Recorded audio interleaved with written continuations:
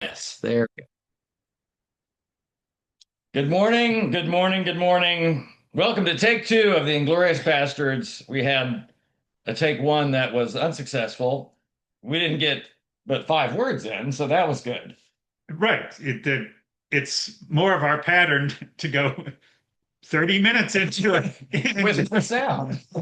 and there's nothing being recorded. Nobody knows Just anything. two oblivious senior citizens rambling on about something. Speaking of oblivious senior citizens, Raj, I got Talk to us about got that. pulled over last night. Okay, you're gonna love this. So I'm driving home from work. It's the hour-long drive. Now I've learned to just set my cruise control on 9 miles over the speed limit because no one stops you at 9 miles over the speed limit. And if I don't do that, I'll end up going 25 over the speed limit and not know it because I'm just rocking out some song or whatever else. And for our viewers who may not know you well, this is you're talking about maybe being pulled over, maybe the This two, will be the 39th. 285th time. I'm talking about the Oh, the pullovers, not the pullovers. Yeah, tickets. the pullovers. 39 tickets Right. out of This would have been the 39th moving violation, but the pullovers are innumerable. I mean, right there. how many times? So this is what happens. So I get pulled over and I'm thinking, all right, this is bizarre. I'm talking to Marlena on my phone and I'm like, maybe he didn't like that, but then I realize he's in front of me and his lights come on as I go around him. I'm like, oh, maybe he's got backwards radar running. Anyway, I'm like, Marlene, I'm getting pulled over, so I should probably get off the phone now. We'll see what happens. So, senior citizen Bruce pulls into the Dollar General parking lot. Officer pulls in behind me. I'm going for the license and registration, all the things. Roll down the window. Right. And he sticks his head in the window and goes, "You got a problem?" Oh no. This is No, not. it sounded like this was going to be just a bad moment. Like, this is not going to be good. And I'm like, no, actually, I said, I can't remember what I said. It's like, your adrenaline's running a little Oh high. yeah, right. So I'm like, No. what's up? Why He don't- said, why are you flashing me? I said, pardon me? He said, you were brightening me. You kept like two, three different times. You kept brightening me with your brights. I'm like, oh, no, no, no, that wasn't me. I said, that's my car. My car has automatic brightening and dimming. And so when it picks up light in front of it, it automatically dims. So it's not to blind the person. It'll pick up traffic coming the other way or a car in front of you. Apparently, your taillights weren't bright enough for it to see, officer. So it kept going bright. And he said, really, I've never heard of that. I said, no, seriously. I'm talking to you with my hands raised, like Right. literally with my hands raised. I'm not making this up. I'm not creating this. It does it on its own. I had no idea it was brightening you, unbrightening you. And he's like, well, congratulations. Your car just got you pulled over. But I could see now, because that's a universal symbol for, Trouble, distress, something. or Get out of my way. yeah, go faster. You're not going fast enough. I could see him, you know, because people flash Can you their. imagine flashing light on an officer? Get out of the way, buddy. You're going way too slow. Get off the. I don't even want to see you in my peripheral What kind of balls do you have to to flash an officer an to officer. go faster so you can go more than 10 miles an hour over the You speed? just gave me insight into why I said, you have a problem? Right. I mean, it was like, he was a little irate. So then he laughs, he puts his head, shakes my hand, and he goes, have a nice day. I mean, he was great about it. But it was so funny because he was like, I've never heard of that. And I'm like, yeah, it's a thing that Look it up. Seriously, Google it. It it's is a thing that cars do. And it's great for old people like me because otherwise I will like bright someone and they're flashing back at me like, turn them off, idiot. I'm like, sorry, my bad. And so then he pulled out in front of me because I didn't want to pull out in front of him. Well, then I've got the brights on and I'm trying to get it off and they're on, and I've turned it off auto, but now I can't tell if it's on, and I flashed it twice to get, and now I'm like, he's thinking I'm flashing him again. This is not. I'm mocking him. No, I just felt terrible. It No, was. it's I didn't feel comfortable until he took a left turn and got off the road. there is a side road here of like everything is too smart. The smarter we're making things, the more trouble they're creating. Yeah, smart cars are making us stupid. So Right. this morning, I mean, just a minute ago, I drive in, I park my car, I get out because the car's off, and I go to use the bathroom, and then I come back into the kitchen at my office, and I hear this music blaring. I'm I like, kind of man, like that song. like Yeah. someone is just rocking out here in the neighborhood, and I'm thinking they've got like some boom box, and then I realize it's my car playing music. It when I pulled in and stopped, it turned off automatically, but it didn't turn off. It just stops the engine. But the car is still going, apparently. Anyway, The so then moral I of had to our go back and press the button and press the button and turn it off the again. moral of our story is do not get a new Audi. Don't get a late model Audi, for heaven's sake. It's the most bizarre thing. It's going to get you pulled over. Hey, in 30 years from now, I'm going to buy a car that has auto Yeah, and yeah. high You're beam 30 years adjustment. behind me. That's exactly right. So, like, because you're in the 90s right now, aren't you, with cars? I Um, know we talked about this before, but it's still just funny. right. No, we're our most modern vehicle ever. Joy is driving now a 2012. I think I'm still doing a 2004. I'm driving, but her van is a 2012. We feel decadent. Well, I mean, you guys are in the correct, what, century now? That's good. Yes, yes, we are in the 2000s. That's good. Firmly. Actually, you're in the right. Is it millennium? What is 1,000? I guess it's for the millennium. We're not here to talk about the millennium. I know that you think we're gonna have a big theological discussion about it, The but song is are not. Will We All Be Ready? Well, I threw out a couple of options to Roger last night that he didn't go for. The first was war by someone, considering that there's wars going on everywhere. And then I threw out girls just want to have fun, which Roger just did that. He just laughed. That's So I don't. we would have the boys would have some fun with that Yeah. song. So we settled in, or I should say I settled in You on picked the song. What did you pick for us, Bruce? Gavin McLeod. So what? DeGraw? Degraw. Gavin Degraw. I don't know why I had some Irish Famed songwriter and musician. who did the song "I Don't Want to Be," and it's a whole song I about don't want to be anything other than what I've been trying to be lately. So it's now number one. I love the song, the music of the song. It's It's catchy. free cat. It's It's this very driving yeah. beat. Dun, dun. It's just driving, which is great for driving fast. Once again, using cruise control this morning, so I wouldn't drive fast. So musically, I like it. I like the way the guitar works. I like the little piano thing that's thrown in every now and then. It's just a cool song. But it's a song that I use or allude to anytime I do talks on identity. hmm Because he talks about his past. His dad was apparently a hmm prison guard. No, and I looked that up. He He was. was a prison. Oh Okay. yes, no, those are his mom So in the song. That those these okay. are truisms. Yes. So the whole oh yeah, special son. So what was his mom? Um, it's something that fit that. I don't remember the exact. Yes. But So his dad was literally a prison guard. Yes. okay. So the whole first verse is about I'm not my past. I'm not defined by my past, by my parents and those things. Because he says, I'm more than just I, I'm okay with being the birth of two souls in one. Right. He said, but where I'm going has nothing to do with where I've come from. By the way, you probably looked up where he came from. Because later on he talks about it came from the mountain, crest of creation. I'm like, what was he, West Virginia? Well, he was born in New York, but I don't know what happened. No, there's plenty of Okay. mountains in New York. Yeah. Yeah, Adirondacks, maybe. Adirondacks, yeah, Okay. huge. I mean, yeah, I haven't hiked those yet. I need to do that at some point. that region is absolutely gorgeous. So, but some things that I like about the song is he starts out, I'm not defined by my past, my parents, and all that, because they're part of who I am is the birth of two souls in one. You and I have the same parents, but we're vastly different. Sure. Um, Yeah, by the grace of God, right? but we're also, in a lot of ways, shaped by our parents, and most of those, from my perspective, in very good ways. Yeah. There was a lot of amazing things about our mom and dad. Then he gets into the second verse, and he says, "I'm surrounded by liars. I'm surrounded by imposters everywhere I turn. I'm surrounded by identity crisis everywhere I turn." He said, "Am I the only one that's noticed? Am I the only one that's concerned?" And that's where I'm like, because he talks in Bridges about, I'm tired of trying to be anything other than who I am. I'm tired of having other people tell me who I'm supposed to be, what I'm supposed to do, all of that. And I'm like, it's such a great song about identity because we get, myself included, we can get caught up in misdiagnosing being for doing. Yeah. So the line there, so the chorus part, or I think there's a section he repeats more than once.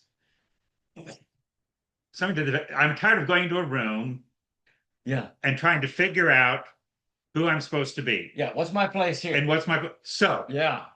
take in the last year or two, I had a conversation with a good friend, and she said at some point, she said,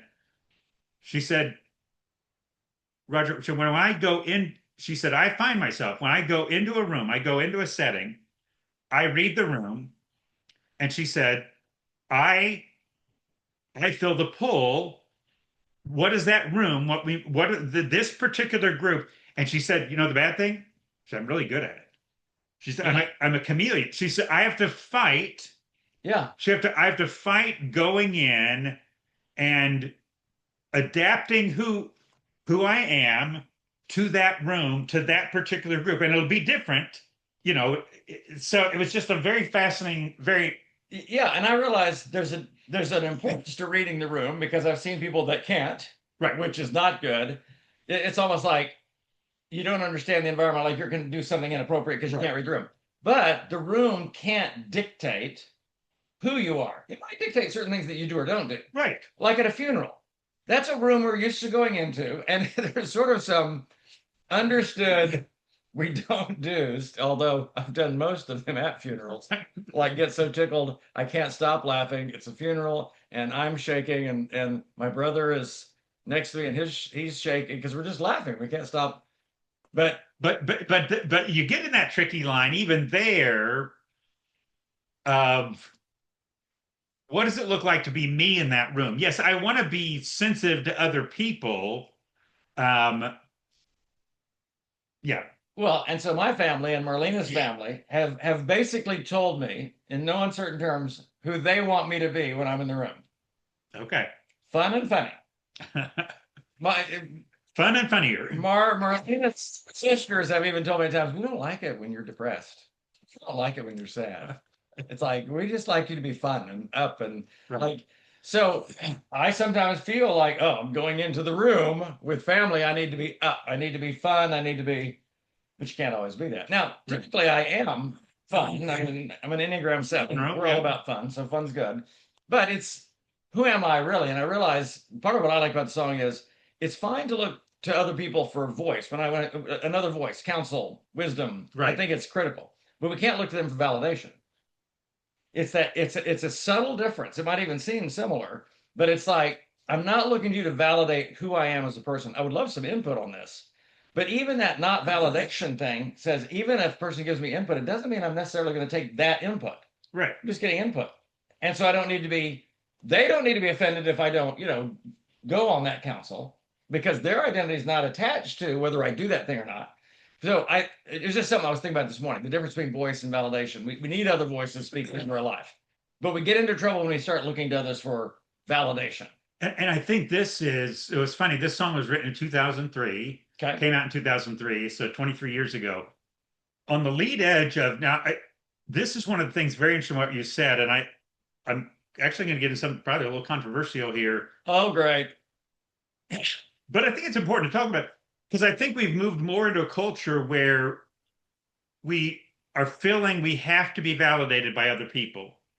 There's a growing sense of so even where Roger, I might even add to the polarization because I yes, need a people group. It's one or the other so I can find validation. and if you don't validate me in the way that I want to be validated, you don't love me. You don't support me. You don't. Good point. And this is even the tension. And I understand. I have dear friends who, and people who would like they, them pronouns. Mm-hmm. So in terms of identity. And so I'm in the tension of, I want for people, I think it's okay to tell, this is meaningful to me. I would like this, but there's this borderline of Yeah. if you don't use, I want to tell my friends, you are who you are, regardless of what pronouns I use, regardless of can you have a comfort? Where do we get unhealthy? Where I've got to feel like my identity is recognized and solid. Your language about me, I have to have that. It's just that fine line that I think that it's And even where, again, where we're more and more, you might think of a child with a parent. Well, if you don't do this, you don't love me. Yeah. If you don't, you don't support me, that I'm so looking for your validation. Well, Yeah. yeah, well, it's one of the things that I talk about a lot. Unconditional love and acceptance is not the same as unconditional approval. In other words, I can unconditionally love someone, accept them, care for them, but it's not that I'm giving them a blanket unconditional approval of everything that they do, think. Right. And Yeah. it's not even my place for that. In other words, it's not my place to validate them or not validate Right. them in the same place that I don't need to look to them for validation. Scripture is Right. very clear. Accept one another as Christ has accepted you. Forgive one another as Christ has forgiven you. Love one another as Christ loves you. So that I'm clear on. But validation, approval, and I felt that change before, where someone wanted me to move beyond acceptance to this approval of. Right. Well, I can't always approve of everything, but I can always love people and care for them Right. And here's and the and and what's the word? Respect their personhood, the dignity of yes. their personhood. Yeah. But for me, in the same way that someone else, you're crossing a line when you're defining, I get to decide whether you love me by this marker. Yeah. So if you do this, you love me. Well, that's not a fair. You can't, I can love you, I can support you, I can be for you.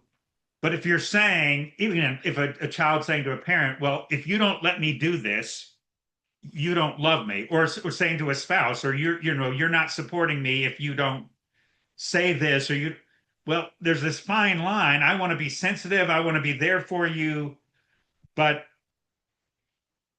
you don't get to define what my love looks like. It's very important for you to tell me what feels loving to you, what matters. But this other place we kind of get to where, well, if you don't do it this way, then in my mind, yeah, you don't care, you don't love, you don't support, you don't. And there's just and I wonder what part of that at time gets fed by I I I need you to do this particular thing, and where it becomes a kind of a subtle control that to honor my identity or to honor my Yes. opinion, you have to do that. Like Yeah. and it's just okay. So Yeah, yeah, and that's part of the tension we live in culture. So when I do talks on identity, even when I do talks on gender identity and those things, right. I I said, and maybe 2003, but it's even before that. But we live in very much what I call a self-identification culture. Yep. Like that, you can be anything you want to be. You can be anyone that you want to be. You can determine gender. You can determine nationality. I mean, even the simplest things like tattoos. Tattoos. That was the little guy.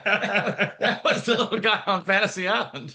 The simple thing like tattoos. That's very British. Tattoos, I say. No, but it is Fantastic. when we mark ourselves in ways, it's unique to us. And I always like to ask people about their Oh, tattoos. they're ink. Now, for some reason, I'm gonna say ink. They're tats. They're tats, baby. But because there's usually all tatted up. there's usually a story. There's usually a story behind that, but there's a uniqueness to their identity.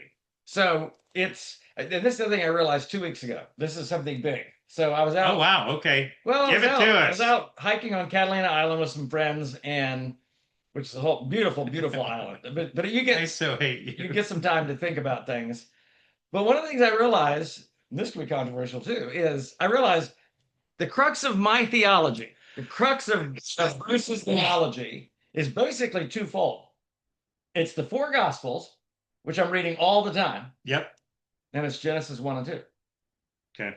It's those two things. It's not that I don't embrace all of the Bible. It's just if you want to get to the core of Bruce's theology, here's why.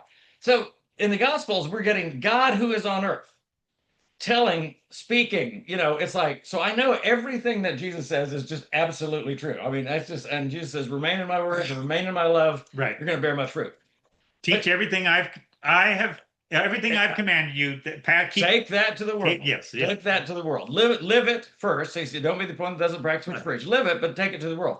But then I love the point that was on the teaching about, I shouldn't say the teaching, the question about divorce in their culture, which was a hot button topic. Yeah. And they're trying to get the people divided about Jesus. And so they ask him about divorce, and it's hilarious. And Jesus goes, well, God wants you to stay together. I mean, God takes two and he makes That them was the plan from the beginning. one. And they said, well, then why did Moses write a certificate of divorce? Ah, we've got you now. They're throwing the Bible at Jesus. I love it. They've got it. The Mosaic law. And Jesus goes, well, it wasn't that way from the beginning. Moses wrote that because your hearts were hard. And he takes us back to the beginning. So when you go back to the beginning, and this is why I believe so strongly that everything that we do in living out what I call a gospel-centered life is we're trying to get everyone restored to the beginning, back to the beginning. When you look at what happened in Genesis chapter 3, when what we call the fall of man, the fall of man and woman in that moment. Yep. There's so many things that we could talk about, but the one that I wanted to talk about today was what happened immediately after they sinned. They feel this separation from God. He comes, he questions them about it. There's the blame game. Then he pronounces a curse upon creation and upon mankind at that time. And the very next verse, so right after God pronounced the curse, the fall of man, what's the very next thing that Adam does? He renames what we know as Eve, but that wasn't her original name. Her original name was a Hebrew name. I was trying to think of it this morning. His name was Odom, which means the man. Hers was the counterpart, which means the woman. Okay. But the first thing he does is name her Eve, which means basically the mother of my children. And in that moment, Roger, Eve went from a human being to a human doing. She's now identified by what she does. You're the mother of my children. You're the one who will give. Okay. You're defined by what you Interesting. do. Now, the first person Yeah. to put me on that was a guy named Malcolm Smith. Does a lot of great teaching on identity. But I realized that's where most of us get lost. We become a human doing. So you go to a mixer, you go to a party, and people don't know you. This happened even last Sunday. Right. Marlene and I were at Cheesecake Factory with her. Their work was doing an appreciation party.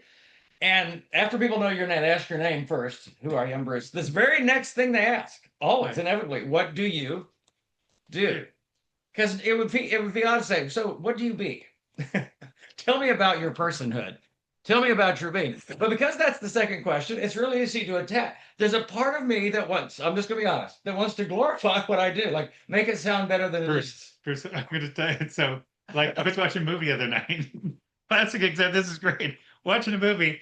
So there's a guy. He's he's with this gal, and he's an auto mechanic. But it gets the inevitable. He's having that, and there's maybe a little chemistry going on. And so she asks, what has become an identity question? Okay. Is what you do. He says, What do you do? so what do you do for a living? He says, he pauses and says, I'm in the oil business. That's great. What's that movie? I need to watch it. I'm in the oil business. I'm in the oil business. But because that sounds great. And it even coming back to Gavin's song, it's this where I don't have to glorify. Yeah, my dad was a prison guard. There's not a where I don't have to walk into a room and give you because I think this is what he's getting at with liars and posers is we go into the room and we put a glorified vision. We feel like the real us will not work. The real it's not enough. I'm the son of a guard. I'm an auto mechanic. I'm heaven forbid unemployed, which is now not a descriptor.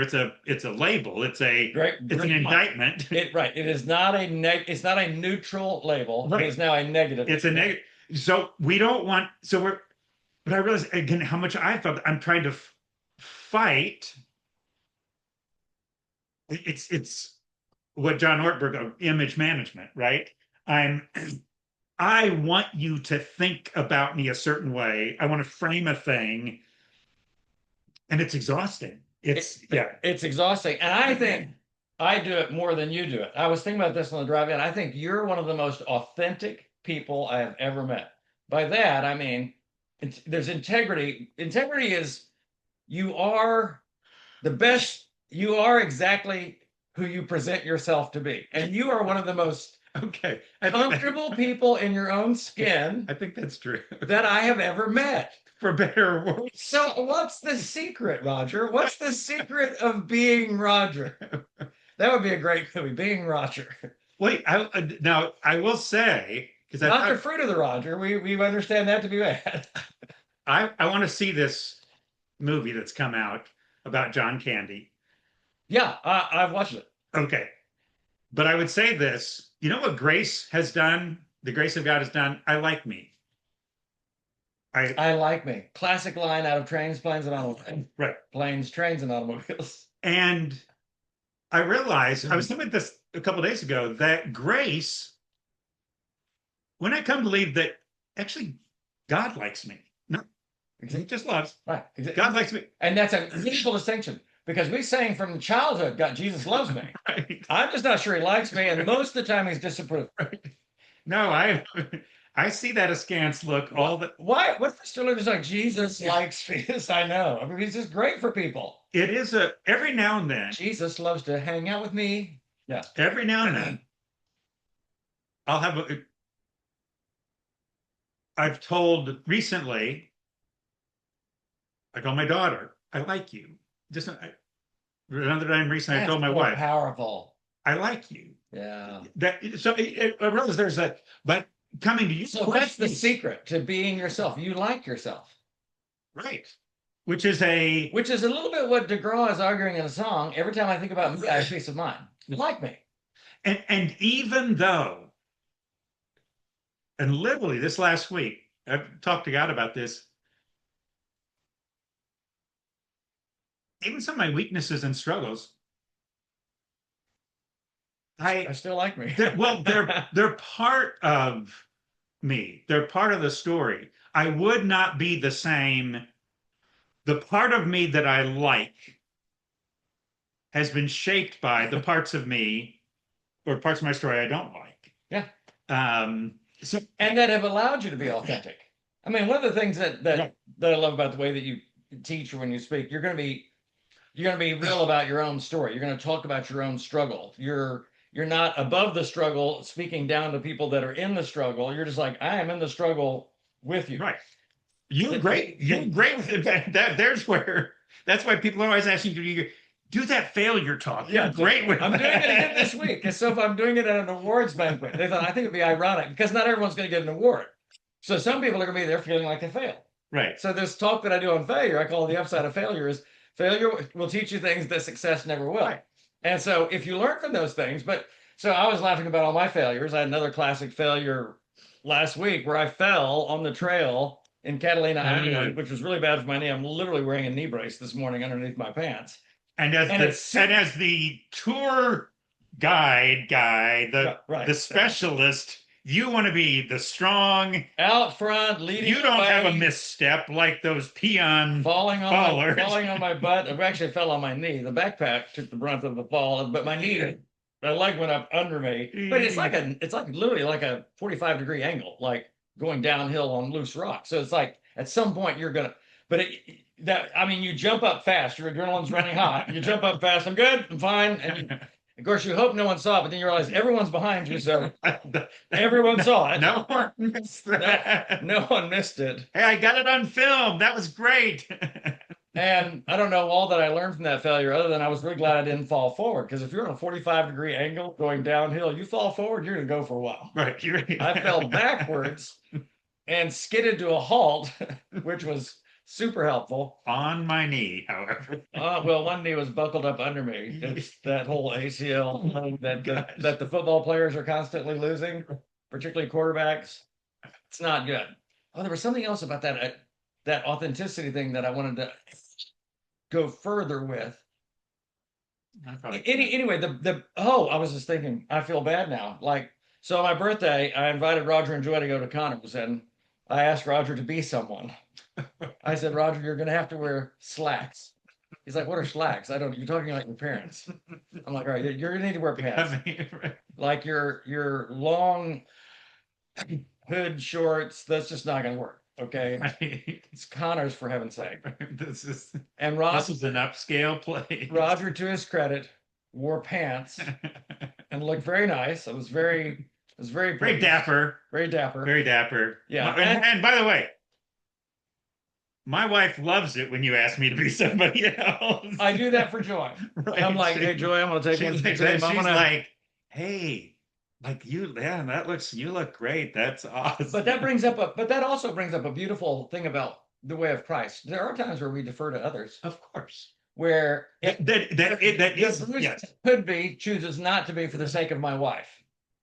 Because if sometimes I enjoy just being the life of the party and just being out there and having fun, but I also have to remember I have a wife at the party, and she sometimes does not Well, relish me being the life of the party. right. And so sometimes I dial it Tone back it down a a little. little. I mean, I want to be me, but I think there's also a place for, without losing my sense of identity or looking for validation, deferring to another person because you love them and you care for them. And this is where too, Like wearing slacks at Connors. well, something has probably gotten a little unhealthy if now my identity is attached to my clothing or to my the way I Yeah, pre yes, I like wearing shorts. I like dressing down. I'm a t-shirt shorts guy. I like dressing dapper. Yes. So we're different that way, but to you're not challenging my identity if Structure. you're asking me to my wife at times, well, okay, we're going to do this. You know, could we do this? Could you drive a little slower here? I'm not, Great point. my stomach's a little queasy. Can you? Well, it's not. She's somehow asking me not to be me. Um, Well, I realize that I can't even find my identity in my identity. In the sense that I always have to be me all the time. good. No one's going to dictate to me who I'm going to be. And Yes. so then you become this arrogant, almost boorish person that's just going to be potentially a jerk in an effort to be me. And I Yes. have met people like that. Even It in a is a fine situation right line. now that I'm like, yeah, they're definitely them, but There's way too much of you. them is the thing you probably don't want to be, really. I mean, it's just like, gosh, it's too much. So there's that tension. But I realize for me now, when I go back to creation and then I go back to the Gospels, my identity comes from the words the Father spoke to Christ. You are my beloved Son, in whom I'm very pleased. Mm, And some people refuse or they feel like it's wrong to attach that statement to them. And yet Jesus himself said, the Father will love you the same way he loves me. that is such a And powerful. what that means is the Father speaks over Bruce, the Father speaks over Roger, Yeah. my beloved Son, in whom I'm very pleased. That you want core identity? That's core identity. Mm, That is core identity. Because now, if I'm the beloved and I recognize that you're beloved, then neither of us is vying for control or power. We're simply in a love relationship. We're caring for each other. We're mhm. deferring to each other, even though we're very, very different. And that's one of the biggest things that I try to teach in marriage conferences or even in marriage counseling. There's so many things that are different about us, and there's a part of us in an effort to validate who we are or our perspective. We try to make it an issue of right or wrong. I'm like, it's just different. Like in our like Yes. financially, I'm a spender, Marlene is a saver. Neither one is wrong. It's different. Both have downsides. Yes. If you overspend, you're going to be in debt. Okay. But at the same time, you could be saving so much that you're not giving generously. So there's upsides and downsides. And I try to help people go, hey, don't.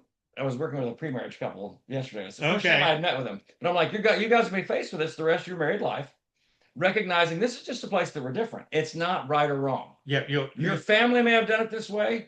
Their family did it a different way. It's not a right or wrong. Right. It's just The different. tendency to moralize differences, to again, this make it a right or where even something like, to me, a classic line, cleanliness is next to godliness. Well, we're at the edge of, oh, well, being neat and orderly and extra clean and hygienic, that's a right or that's next to godly. That well, we have this all kinds of like I like to be on time.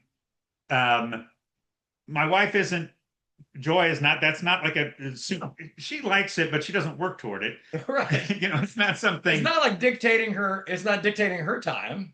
but where we get into, well, that's disrespectful, or now you're not honoring other, or we're is this edge of moralizing a like what right like being right on time. it matters to me. It likes, but now it's the pull to turn that into So, and I've gotten better about this because I used to have those things like it's rude not to be on time in right, my mind, So, but what I've got, like if I'm leading an event, I'm just going to start it on time. right, In other words, I don't have a mindset, we can't start until everyone gets here. Because I'm like, well, I'm not in control of that. right. The only thing I'm in control of is me and the time that we set. So we're going to start on time.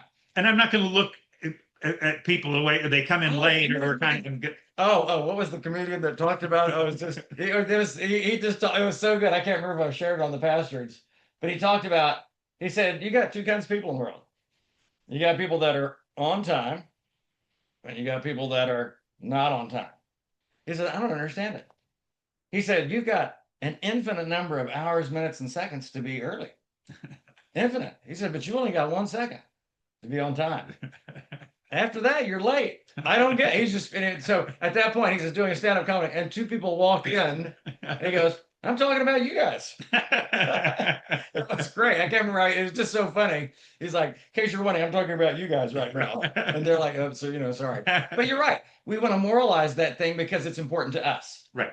So it's turning a difference, and this is how often we'll turn a difference into a right. You don't care, or you, so you're insensitive, or you're proud. You're trying to make a show, or you're trying to impress people, or that this is. And just understand this allows us to appreciate the different identities that people have, the different personalities, the different value, the things that they appreciate or love in a different way. Um, anyway, So the point of this podcast, as I understand it, oh gosh, is what's the point, Bruce? you be you by God's design. In other words, be the best version. Because I talk to people about this all the time. You want to be the best version of yourself by God's design. I'm not like a humanist that just says become the best version of yourself. That's like self-creation. But do figure out how God's wired you and what God's made you good at and the things that you like and the things that motivate you, and then be the best version of that. That's in Arthur Miller's book. I found out from one of my clients they changed the title. So one of my top 10 books that I tell everyone to read is Arthur Miller's book called Why You Can't Be Anything You Want to Be, which was something that my mom told me growing up. Yeah. She would just say, Bruce, you can be anything you want to be. You can be like president of the United States. But he argues, but you'll love who you can't be anything you want to be, but you'll love being who you're designed to be. They've changed the title now to something like Your Uniqueness. I'm like, that is the most, but just my take on it, the most boring, put me to sleep. Rebrand title. Well, it's like the Cracker Barrel logo when it just turned into Cracker Barrel, but no logo, no pictures, no anything else. It's a terrible rebrand. Or you remember when New Coke came out in 1981? Pallets of it at Red Food Store that did not sell. So then they had to go with classic Coca-Cola. And then they went just back to calling it Coca-Cola. So Coke learned the hard way. Expensive lesson. Coca-Cola learned the hard way. You got to be you. You don't have to be New Coke because that doesn't work. So, but I think it is. Roger, final words. Well, it's not. It is part of the fearfully and wonderfully made is that our personalities, the unique interests, strengths, even weaknesses, shall we say, if we're going to, whatever those, shall we? They're from God. They're a part of. So the appreciating, yes, that's a deep. The unique reality of who I am. Bruce's flaws were built in by God.